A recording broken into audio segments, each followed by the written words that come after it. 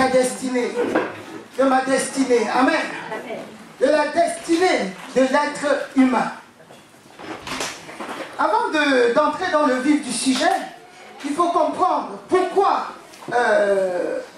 telle personne peut emprunter ce chemin et l'autre plutôt l'autre chemin.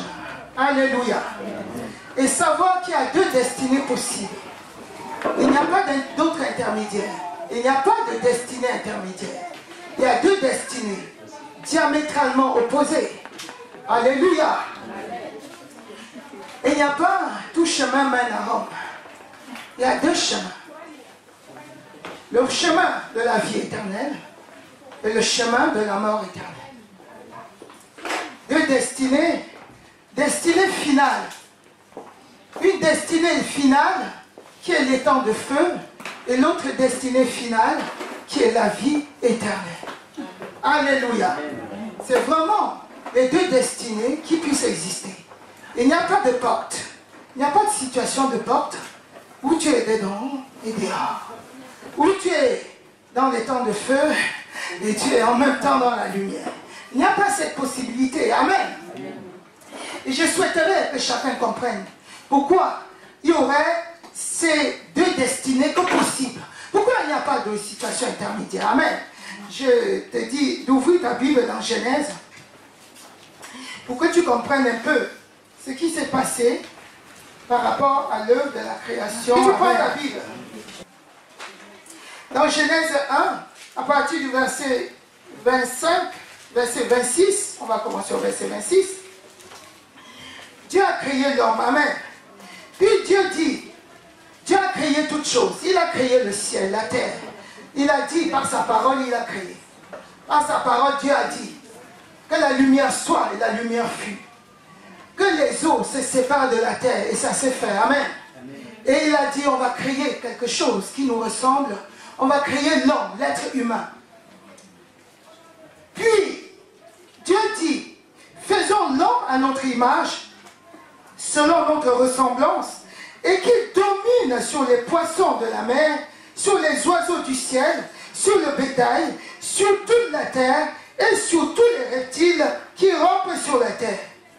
Dieu créa l'homme à son image, il le créa à l'image de Dieu, il créa l'homme et la femme. Vous voyez combien de fois il répète? Dieu créa l'homme à son image, il le créa à l'image de Dieu. Amen. Il précise très bien, à l'image de Dieu, l'image identique à Dieu. Amen. Avec tout ce qu'il faut, l'intelligence, la sagesse divine. Amen. Il a fait. Dieu les bénit. Et Dieu leur dit, soyez féconds, multipliez-vous, remplissez la terre et la sujettissez.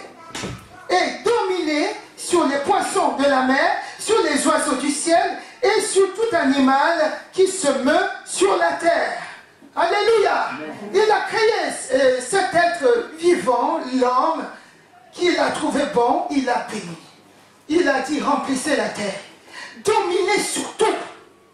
Vous voyez, c'est ça. C'était ça, la destinée première de l'homme. Alléluia. Mais quelque chose s'est passé. Tu vas continuer dans Genèse 2.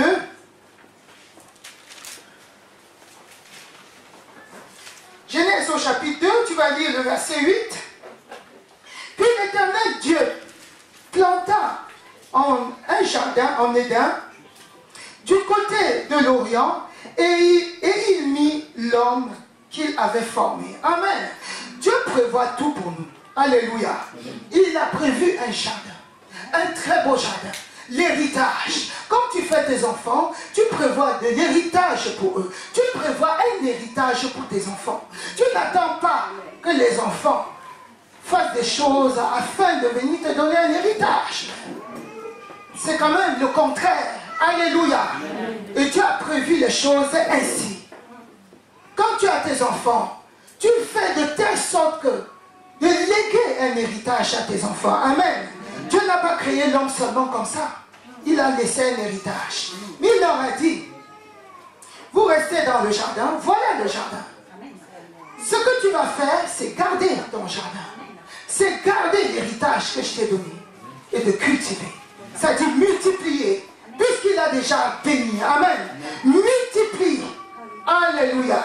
Fais en sorte que ça se fructifie. Ne reste pas ainsi. Et c'était ainsi. Alléluia. Mais quelque chose s'est passé. Au verset 15, l'Éternel Dieu prit l'homme et le plaça dans le jardin d'Éden qu'il avait créé, bien sûr, pour le cultiver, pour le garder. L'Éternel Dieu donna cet ordre à l'homme: tu pourras manger de tous les arbres du jardin, mais tu ne mangeras pas de l'arbre de la connaissance du bien et du mal, car le jour où tu en mangeras, tu mourras. Amen. Alléluia. Amen. Le Seigneur dit: oui, je t'ai donné le jardin, cultive, garde ce jardin, mais ce que je te demande, tu es mon enfant, Adam, tu es mon fils bien-aimé, je t'ai créé à mon image. J'ai fait en sorte que tu possèdes tout ce que j'ai. Je t'ai donné un héritage. Cultive, fais-le. Mais ce que je te demande, c'est une chose. Réserve ça pour moi. Prouve-moi ton amour. Amen. Amen.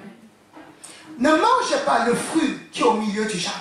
Ne mange pas le fruit de la connaissance du bien et du mal. C'est la seule chose que je te demande. Je t'ai tout attribué. Alléluia. Amen. Mais quelque chose va se passer. Vous allez comprendre pourquoi. Il y aurait deux destinées. Pas autre chose. Amen. Amen.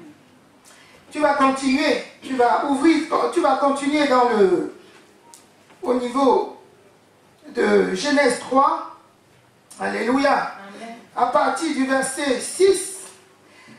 La femme vit là, comme vous avez vu la recommandation du Seigneur. Maintenant, vous allez voir ce que Ève va faire. C'était la femme d'Adam. Elle va obéir. Il y avait un serpent, il y avait un animal que le Seigneur avait créé, qui existe encore aujourd'hui, mais qui s'est transformé à cause du péché. Donc, il y avait un animal qui s'appelait serpent. Le serpent était le plus rusé. Alors, il s'est laissé séduire par Satan. Satan qui était déjà précipité du ciel sur la terre parce qu'il avait désobéi. Parce qu'il avait essayé de prendre la place de Dieu. Et il avait été précipité avec les anges qui l'avaient suivi. Plus de tiers des anges l'avaient suivi. Ils étaient précipités. Et ces anges précipités, on les appelle démons. Je vous dis ça en passant. Amen. Et donc, Satan était déjà sur la terre. L'homme étant créé, le diable avait envie de faire chuter parce qu'il connaissait la parole. La parole lui avait été dit: tous ceux qui te suivront seront comme toi dans les temps de feu. Et ce qui s'est passé, Satan ayant vu que Dieu a créé l'homme, il est venu à travers la femme, il a essayé de convoiter, il a séduit la femme. Il a dit, et il a dit à la femme: tu peux manger. Il a convaincu de manger l'arbre du bien de la connaissance, de l'arbre de fruit de la connaissance du bien et du mal. Et finalement, la femme a accepté. Et elle a trouvé que le fruit était bon à manger. Elle a désobéi à la parole. Et voilà le point du départ de tous les problèmes dans ce monde. Alléluia.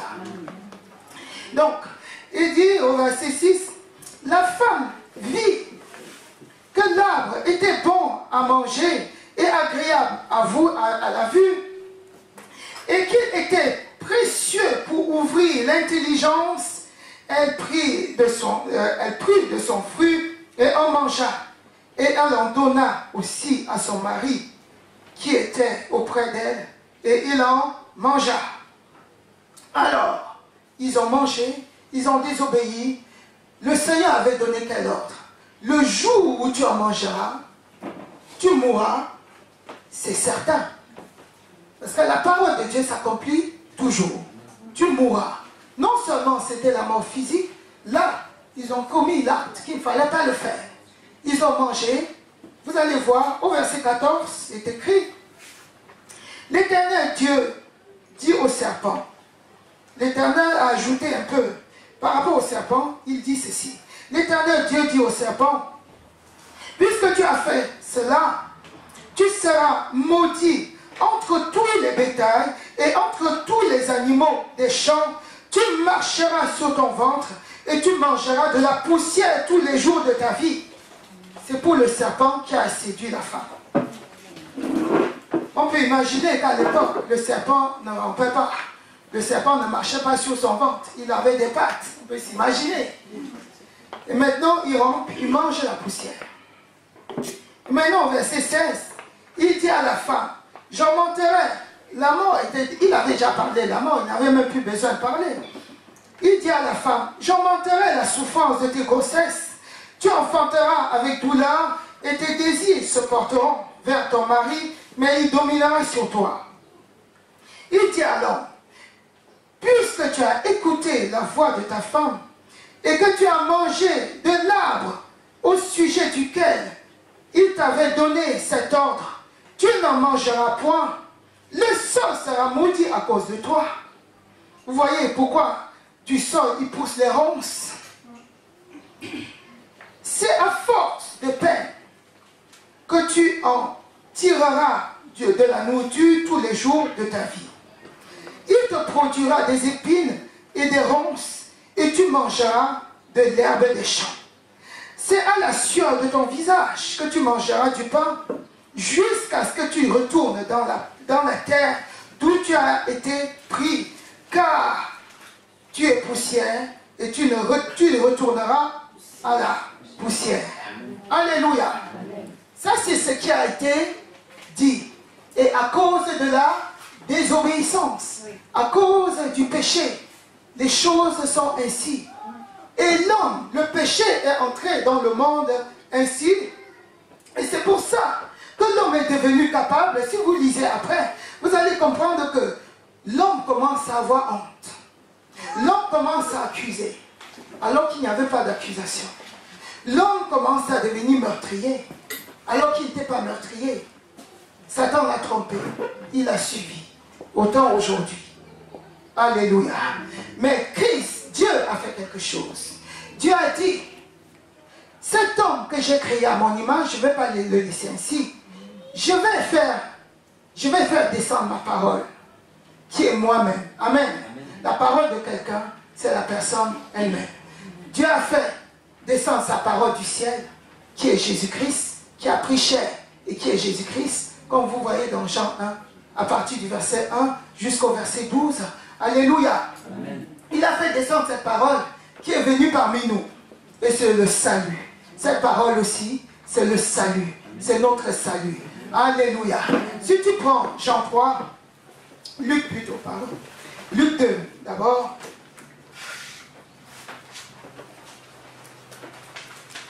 Dieu a eu compassion. Il ne nous a pas laissé tel que c'est. Il ne nous a pas laissé dans notre misère. Amen.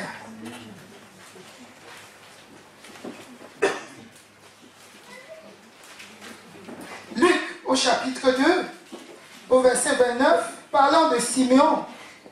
Siméon, c'était quelqu'un qui adorait Dieu. Et le Seigneur lui avait promis qu'il ne mourra pas avant de voir le salut de Dieu. C'est pour vous montrer que Jésus est le salut. Amen. Amen. Maintenant, Seigneur, tu laisses ton serviteur s'en aller en paix selon ta parole, car mes yeux ont vu ton salut. Salut que tu as préparé devant tous les peuples. Amen. Il parlait ainsi de Jésus. Quand on a amené Jésus-Christ dans le temple pour le présenter, quand il a vu Jésus, il a pris dans ses bras. Oh Seigneur, je peux partir en paix, car mes yeux ont vu ton salut. Christ le salut, Christ le pain de vie. Amen. Et celui qui croit en lui a la vie. Celui qui ne croit pas n'a pas la vie éternelle. Et sa place, c'est dans le temps de feu. Si tu n'acceptes pas Jésus-Christ dans ta vie, alléluia.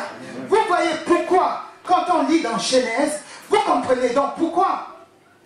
Si quelqu'un n'a pas Jésus-Christ pour le sauver de ce péché qui a été prononcé, de cette malédiction depuis le jardin d'Éden, il est impossible qu'il soit sauvé. Alléluia. Quel qu'en soit ce que tu es, quel qu'en soit ce que tu peux croire être, il est impossible que Dieu déroge à sa parole. Puisque Dieu n'a pas dérogé depuis le premier dernier jour. Il a dit, le jour que tu mangeras, tu mourras. Et ça s'est accompli. Le jour qu'ils ont pris le fruit, le Seigneur n'a pas dit, oh non, je regarde, non. Oh, lui quand même. Je parlais avec lui. Puisque chaque soir, le Seigneur venait lui rendre visite. Adam, où es-tu? Cette fois-là, il a dit, je me cache. Parce que je ne peux plus supporter la présence de Dieu. Parce que le péché est rentré en lui. Il a fallu que cette nature du péché soit totalement détruite. Parce que la nature du péché qui a conduit Adam est sur chaque être humain jusqu'au jour où il reçoit Jésus-Christ comme Seigneur et Sauveur. Et il est sauvé. Amen. Si tu ne reçois pas Jésus-Christ comme Seigneur et Sauveur, cette nature de péché ne peut pas te quitter. Et donc, ta destinée, si tu ne reçois pas jusqu'à mourir, la destinée c'est dans le temps du feu.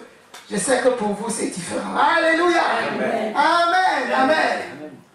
Donc, prends ta Bible dans Jean 3.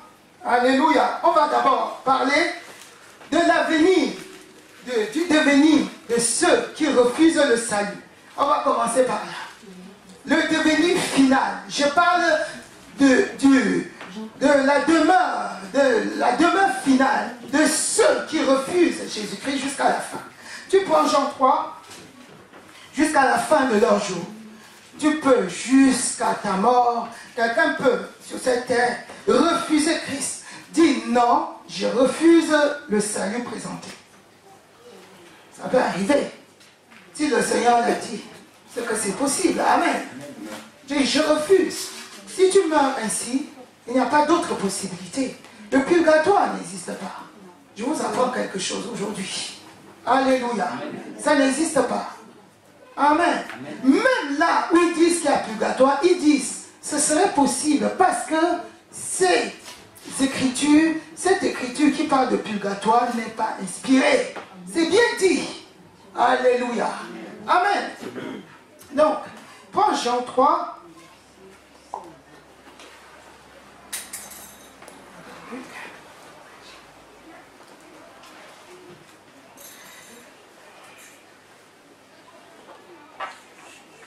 Alléluia. Jean 3, verset 36. Celui qui croit au Fils a la vie éternelle. Celui qui ne croit pas au Fils ne verra point la vie. Mais la colère de Dieu demeure sur lui. Vous comprenez pourquoi. Amen. Au verset 36. Jean 3, verset 36. Amen.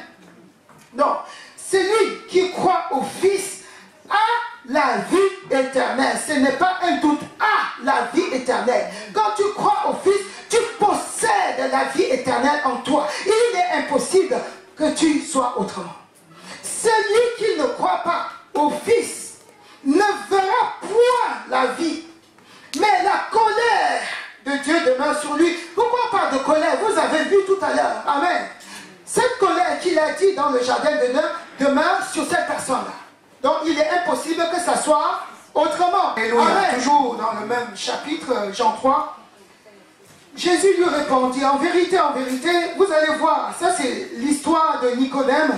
Nicodème qui était le grand prêtre, qui était l'homme de la loi, un docteur de la loi, qui est venu la nuit voir Jésus pour comprendre un peu les choses du royaume des cieux. Vous allez comprendre comment Jésus lui a expliqué. Comment voir exactement, comprendre le royaume des cieux. Amen.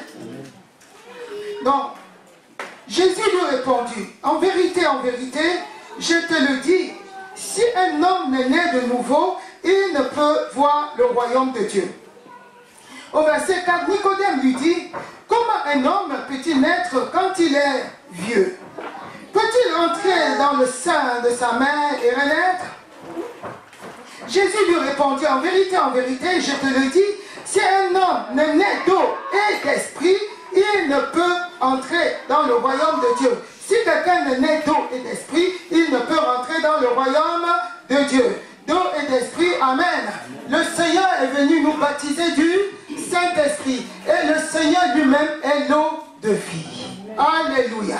Si tu n'es né de Christ, Si tu n'es né d'esprit, ça veut dire que si ta nature ne change pas en nature de Dieu, tu ne verras pas Dieu.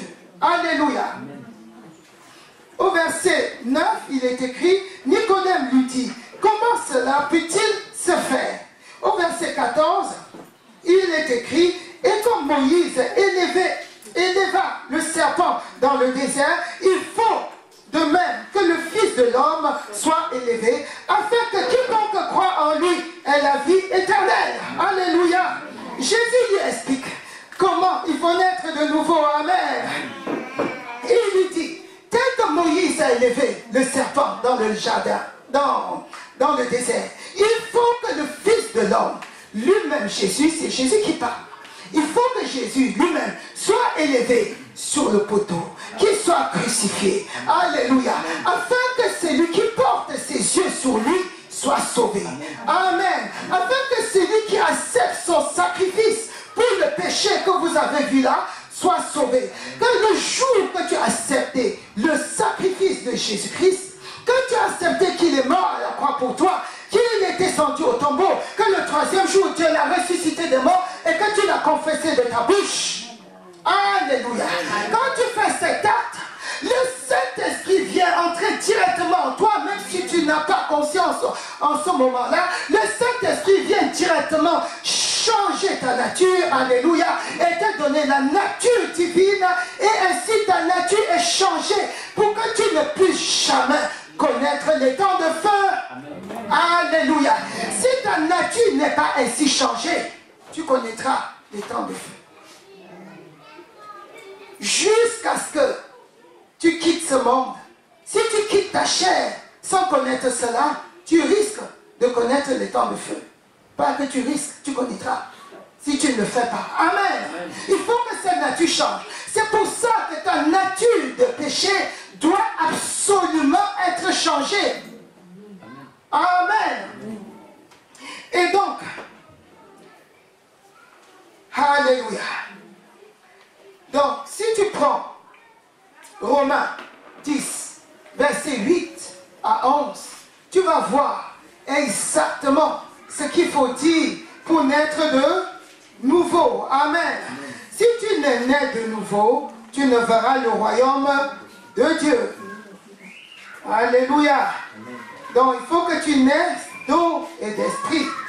Il faut qu'un jour, tu confesses ta foi en Jésus-Christ et que ta nature puisse être changée. Donc, que dit-elle donc? La parole est près de toi, dans ta bouche et dans ton cœur. Oh, c'est la parole de la foi que nous prêchons.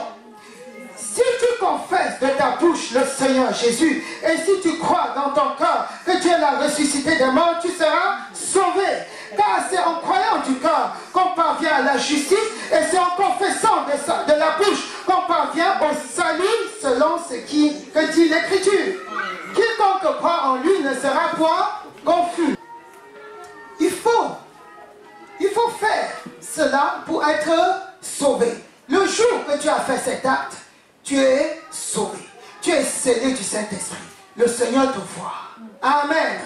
Tu es identifié par l'Esprit de Dieu. Donc tu brilles comme Dieu brille. Amen. Donc, la destinée de ceux qui n'ont pas fait ça, voilà. Tu vas prendre Apocalypse. Apocalypse 19.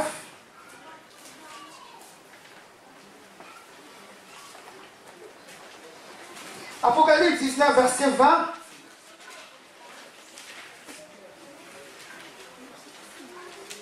Il est écrit, et la bête, et je vous explique, la bête c'est Satan. Et la bête fut prise, et avec elle, le faux prophète qui avait fait devant elle les prodiges par lesquels il avait séduit ceux qui avaient pris la marque de la bête et adoré son image. Ils furent tous les deux jetés vivants dans les temps ardents de feu et du soufre. Parfois, vous voyez les cratères, vous voyez parfois des volcans, on parle du soufre.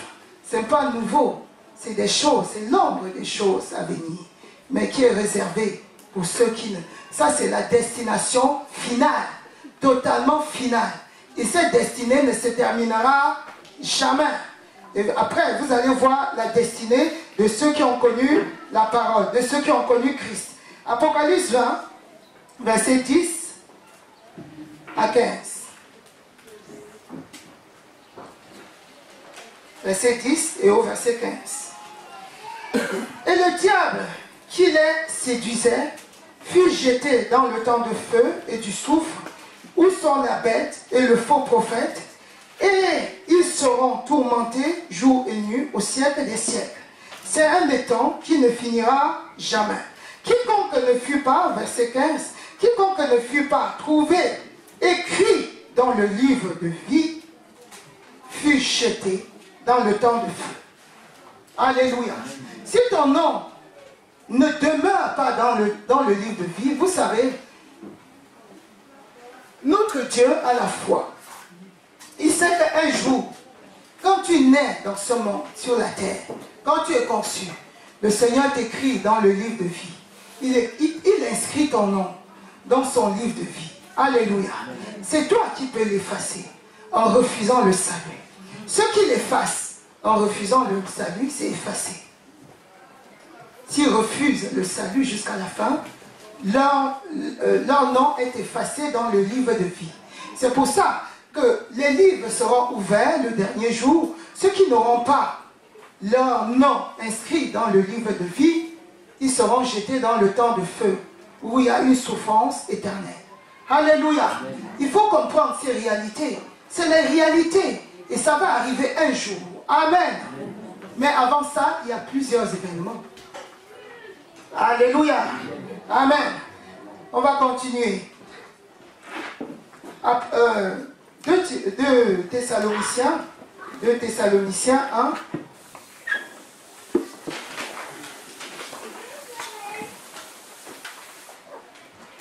Au verset 8, il est écrit. Donc ça c'est toujours pour vous montrer que ces choses-là existent. Amen. Au milieu d'une flamme de feu, pour punir ceux qui ne connaissent pas Dieu et ceux qui n'obéissent pas à l'évangile de notre Seigneur Jésus-Christ. Ceux qui n'obéissent pas, c'est ceux qui rejettent l'évangile. Amen. C'est ceux-là qui rejettent l'évangile. Ils auront pour châtiment une ruine éternelle, loin de la face du Seigneur et de la gloire et de sa gloire. Amen. Alléluia. 2 Pierre 2. On va lire 2 Pierre 2 pour finir avec les temps de feu. Alléluia.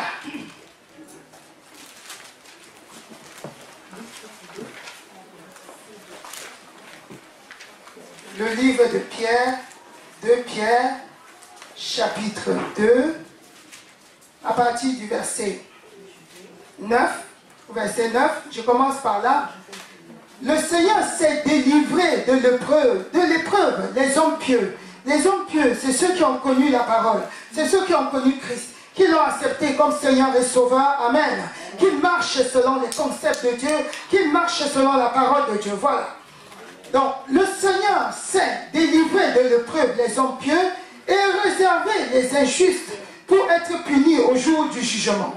Ceux surtout qui vont après la chair dans un désir d'impureté et qui méprisent l'autorité, audacieux et arrogants, ils ne craignent pas d'injurer les gloires. Alléluia. Amen.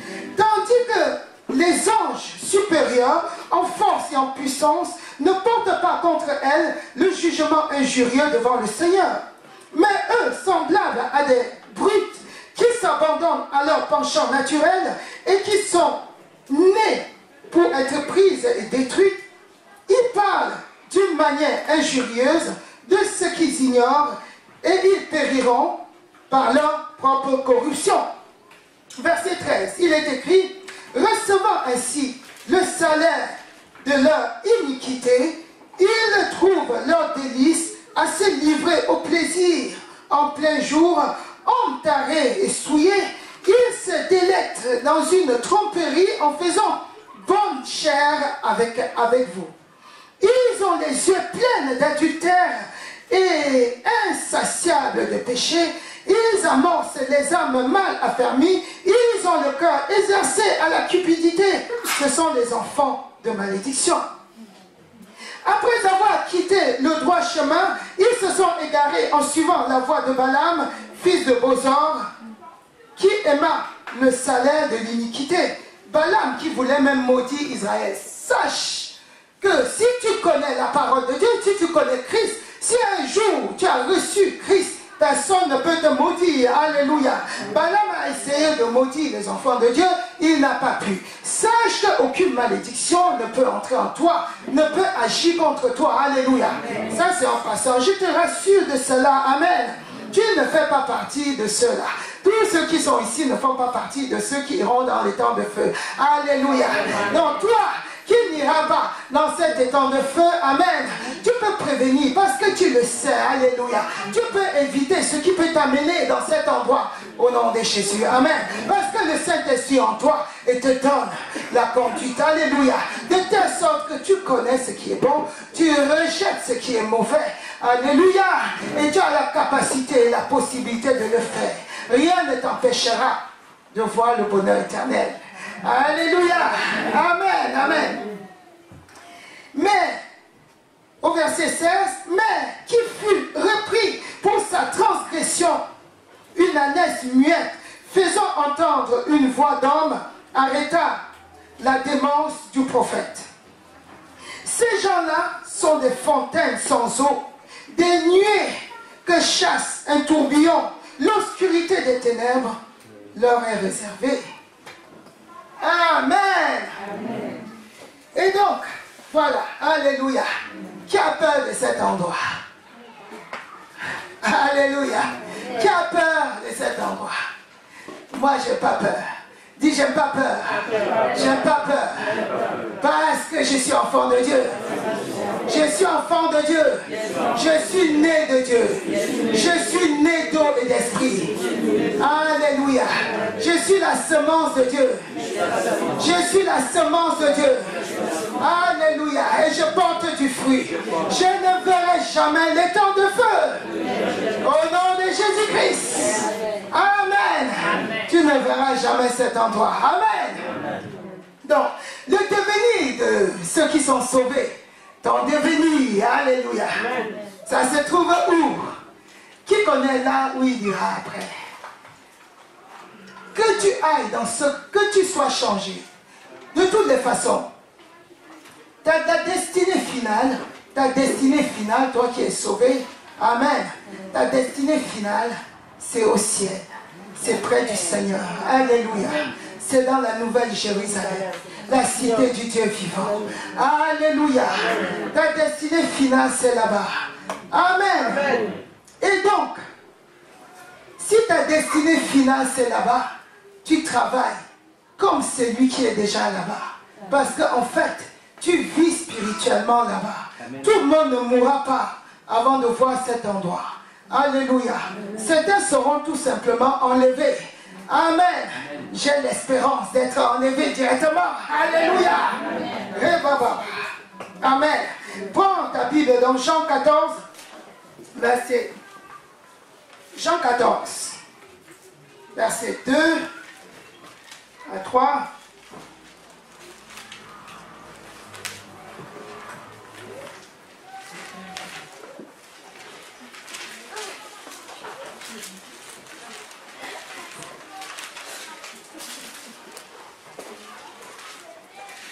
Jean 14. On va lire à partir du verset 1. Que votre cœur ne se trouble point. Alléluia. Amen. Vous voyez comment le Seigneur assure. Vous avez entendu tout ça. Amen. Il faut avoir la connaissance de tout. Il faut savoir. Qu'est-ce que ce monde va devenir? C'est pour ça, il faut savoir. Alléluia. Pour ne pas travailler en vain. Qu'est-ce que tu vas devenir? Est-ce que tu travailles en vain? Le Seigneur Jésus lui-même te dit que ton cœur, que votre cœur ne se trouble point. Croyez en Dieu, croyez en moi. Si tu as cru en Dieu, Si tu as cru en Jésus, il nous a ressuscités ensemble et nous a fait asseoir ensemble dans les lieux célestes en Jésus-Christ. Alléluia. Le jour que tu nais de nouveau, Jésus-Christ t'a ressuscité des morts. Parce qu'autrement, tu vivais dans la mort, même si tu marchais avec tes deux pieds. Quand tu n'as pas connu Christ, tu vis comme si tu étais mort. Pour lui, tu vis dans les ténèbres. Tu n'as pas la vie. Mais le jour que tu as confessé ta foi en Jésus-Christ, il t'a ressuscité des morts. Il t'a placé où il nous a. C'est pas il va nous. Il nous a ressuscités et il nous a mis dans les lieux célestes en Jésus-Christ. Amen. Tu reviens dans Éphésiens 1. Le verset 20. Il a déployé en Christ, en le ressuscitant des morts et en le faisant asseoir à sa droite dans les lieux célestes. Donc nous sommes à la droite de Dieu. Ce n'est pas la droite par rapport à la gauche. C'est la place de la puissance. Quand on dit c'est sa main droite, c'est que c'est son nombre de mains. C'est la personne qui fait sa force. Amen. Il nous a fait asseoir ensemble avec lui dans les lieux célestes. Il nous a fait asseoir avec Christ à sa droite, à la droite du Père, à la place de la puissance. Amen. C'est pour ça que l'Église règne. Amen. Oh, mais c'est merveilleux. Amen. Donc on continue. Au verset 21, il est écrit, il nous a fait asseoir dans les lieux célestes au-dessus de toute domination, de toute autorité, de toute puissance, de toute dignité. Amen. De tout nom qui peut se nommer, non seulement dans le siècle présent, mais encore dans le siècle à venir. Alléluia. Non seulement spirituellement, tu vis à la place de la puissance, mais quand ton corps va être changé, parce que dans tous les cas, ce corps est voué à la destruction, dans tous les cas. Même si tu ne meurs pas avant que Christ ne vienne, le corps-ci va être changé. Parce que ça ne peut pas entrer dans la présence de Dieu. Amen. Élie a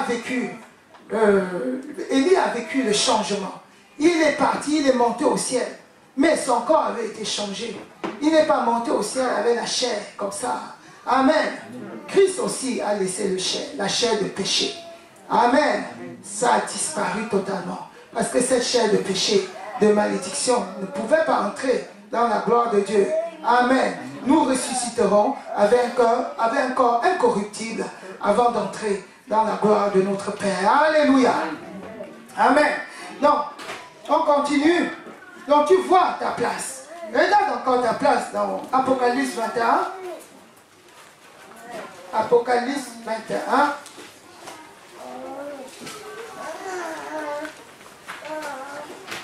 C'est le dernier livre, Apocalypse. Alléluia. On va lire à partir du verset 1. Puis je vis un nouveau cieux, c'est Jean qui parle. Jean a vu ça, le Seigneur lui a montré ce qui va se passer. Ça, c'est ta dernière demeure. Oh, c'est beau. Amen. Puis je vis un nouveau ciel et une nouvelle terre. Car le premier ciel et la première terre avaient disparu. Et la mer n'était plus. Alléluia. Donc, ce ciel, le Seigneur a même dit, dans Jean, le Seigneur dit, regardez, il ne restera pierre sur pierre. Ce monde va disparaître. Ce temps va passer. Les mers vont passer. Alléluia. Et je vais créer une nouvelle cité. Amen. Qui ne sera plus ainsi, incorruptible. Il n'y aura plus rien de tout ça. Pas de souffrance. Et c'est décrit. Au verset 2.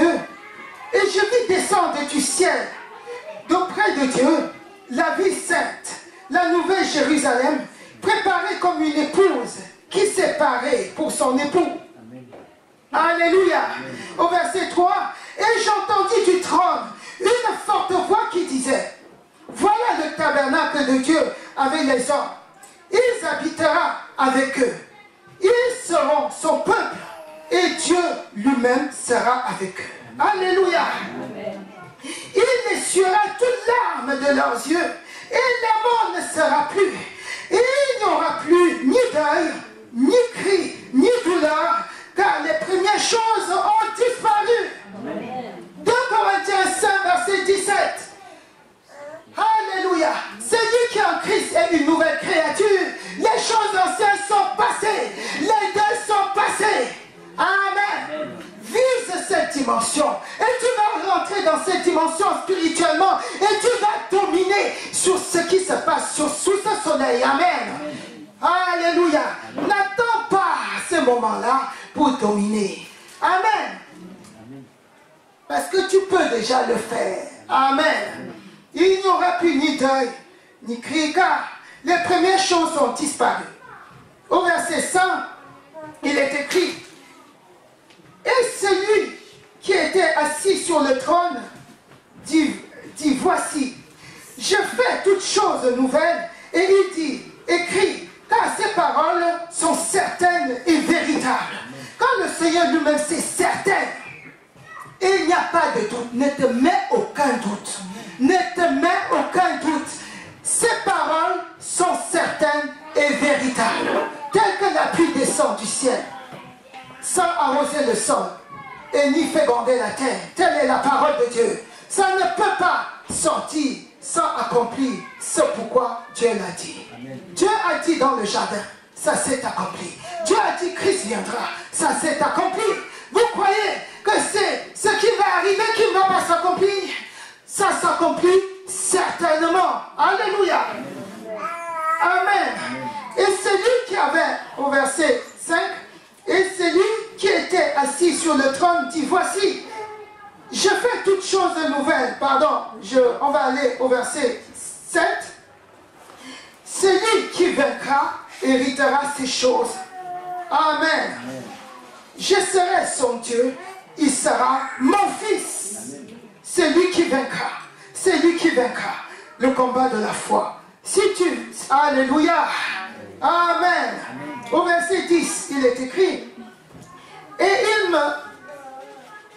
il me transporta en esprit sur une grande et haute montagne, et il me montra la ville sainte, Jérusalem, qui descendait du ciel d'auprès de Dieu, ayant la gloire de Dieu. Au verset 11, son éclat était semblable à celui d'une pierre très précieuse, d'une pierre de jaspe, transparente comme du cristal. Voilà où tu vas vivre éternellement. Elle avait une grande et haute muraille.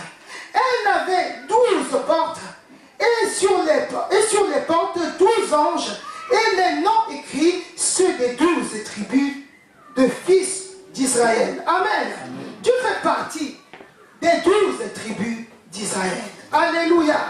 Parce que tu es de la postérité d'Abraham en Jésus-Christ. Amen. Tu es né de l'Esprit. Amen. Parce que quand tu as connu Christ, tu n'es pas né selon la chair. Donc quand on parle d'Israël, il ne faut pas voir Israël en chair. Alléluia. Tu es de la postérité d'Abraham. Tu es né selon l'Esprit. Et ce n'est pas l'Esprit que tu vis. Amen. Ce n'est pas par le sang qui coule dans tes veines. Ce n'est pas par les gènes là. Alléluia. C'est l'Esprit. Et c'est le même Esprit qui a ressuscité Christ d'entre les morts, qui a conduit Christ sur cette terre, qui vit en toi aujourd'hui. Amen. Tu possèdes le même Esprit qui l'a transporté au ciel. Alléluia. Amen. Donc tu es de la postérité de Christ. Tu es né de Dieu. Tu es né de Jésus-Christ. Amen. On va continuer. Donc, elle avait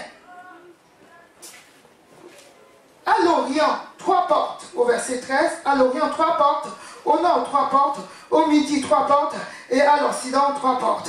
La muraille de la ville avait 12 fondements, et sur eux les 12 noms des 12 apôtres de l'agneau.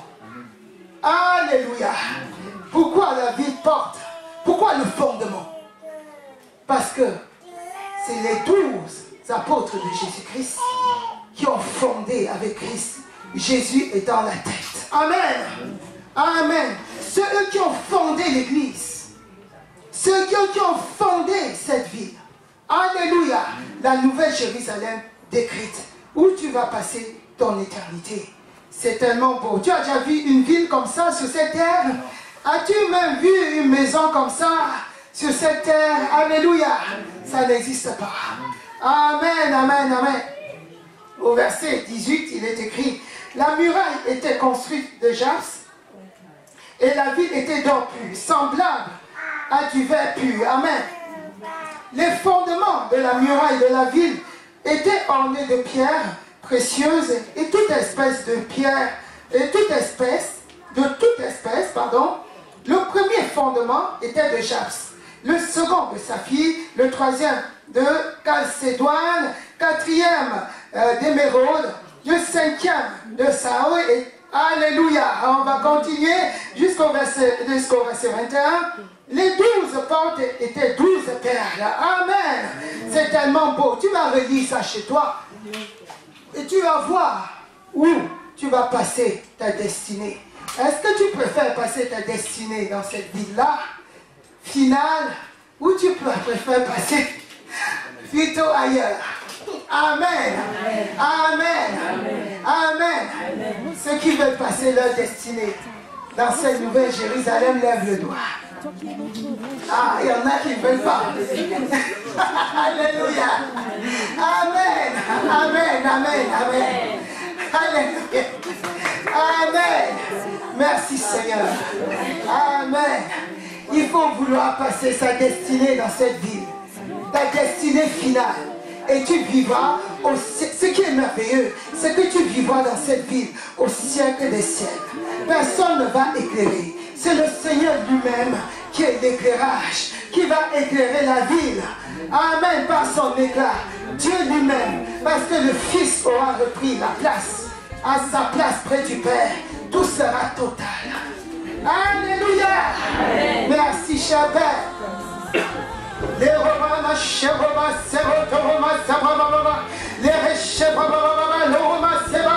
Merci mon Dieu, merci mon roi, merci mon sauveur et mon Dieu, merci cher Père, oh, pour notre destinée mon Dieu qui est totalement décrit. Merci Seigneur de gloire, parce que je sais mon Dieu mon roi, que tous ceux qui sont ici Père passeront leur destinée dans la nouvelle Jérusalem.